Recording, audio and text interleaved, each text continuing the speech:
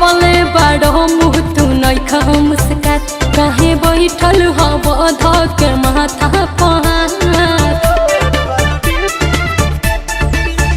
लटकवले बाड़ो मुँह तू नइखा मुस्कात काहे बैठल हब धक माथा पहाड़। अरे ऑनलाइन लव अब न करब गम में डूबल बानी धोखा खा के। अरे क्या मुझे एक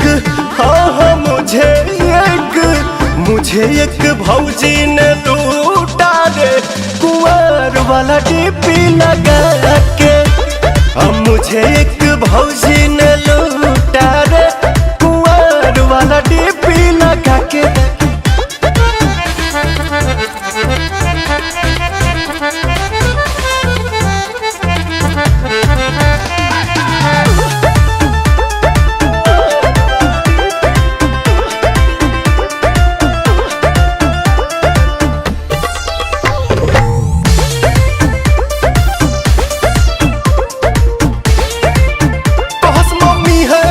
साथ न करस वीडियो कॉल पे बात तजा तेरा लिखी सियात फोनवा दे तेरा लिकाट।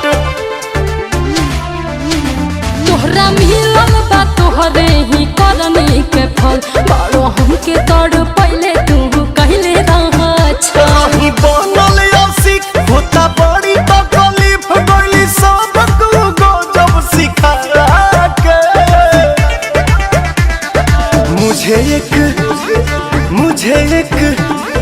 मुझे एक भौजी ने लूटा रे कुंवर वाला डीपी लगा के। हम मुझे एक भौजी ने लूटा रे कुंवर वाला डीपी लगा के।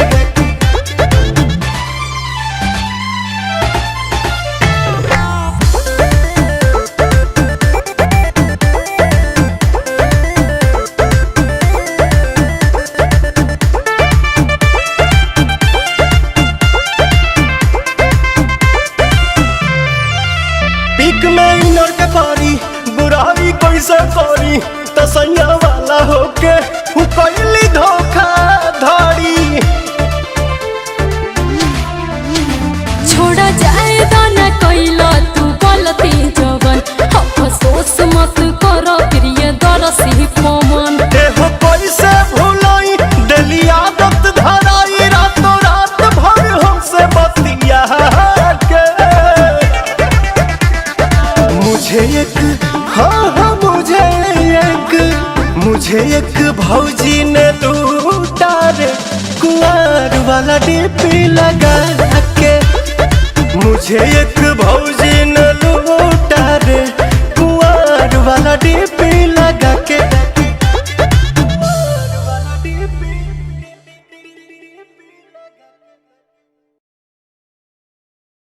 मुझे एक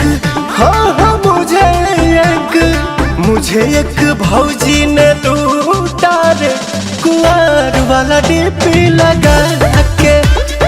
मुझे एक भौजी